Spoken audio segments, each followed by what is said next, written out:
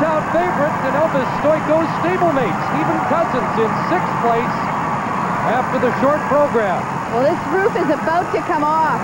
Hopefully Stephen can ride this wave. Said he'd be as nervous for Elvis as he would be for his own skate. Well, Barb, as you can attest to and I can attest to, there's nothing better than skating a world championship in your home country. There's just nothing else like it. And as you say, if he can capture the wave, it'll be a memory he will cherish forever.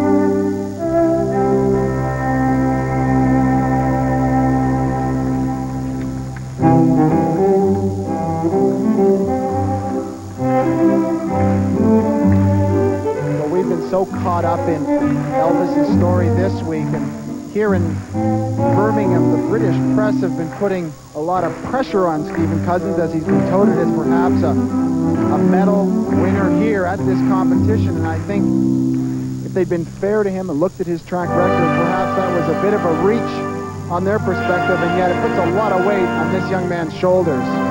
He is extremely well in the short program, but he was really upset with the judges' marks, and he said later that next year he wants to get his mom on the panel.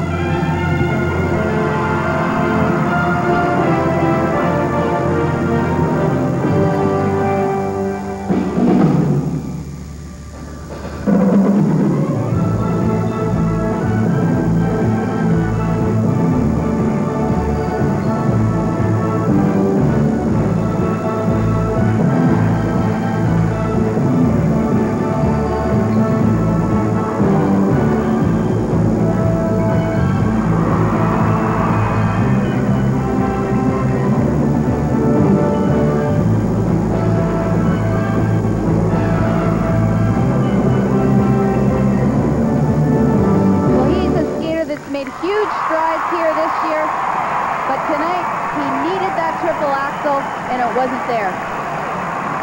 Well, credit must be given to him. He is a member of that triple-triple combination club. And here the hometown crowd loves him nonetheless. He's getting a standing ovation. Flowers are cascading from all corners. His 10th place finish last year in Japan, his best ever at the Worlds until this. He was 6th coming in. Here's a look at his attempted triple axel, and he simply does not get enough hang time to complete the rotation before making contact with the ice on the landing. But his improvement is largely attributed to the fact that every day in practice he's on the ice with a world champion.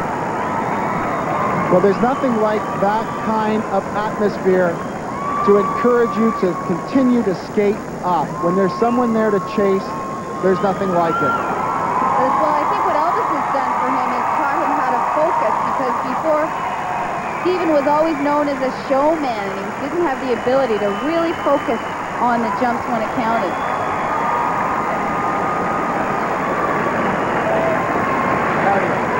Doug Lee, what a week he's had here as he congratulates his other pupil, Robert Tebby, as well, from the Mariposa Club. And Doug savored the success in '87 with Brian Orser. This will be the 6th time in 7 years Canada has a gold medal in this event. 7th time in 9. Well, Elvis has to be extremely proud of himself.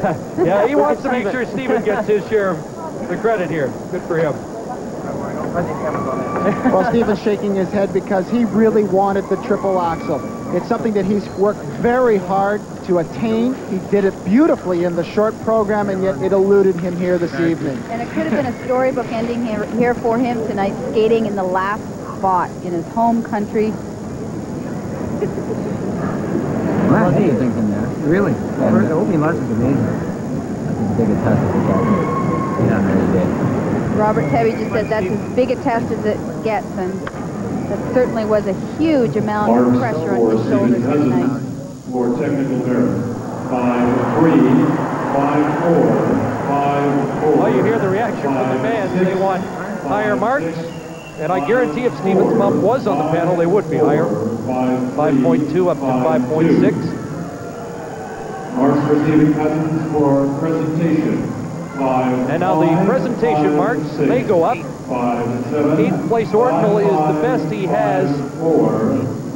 He's 9th in the free skate and 8th overall, so that's the best ever for Stephen Cousins at the World Championships.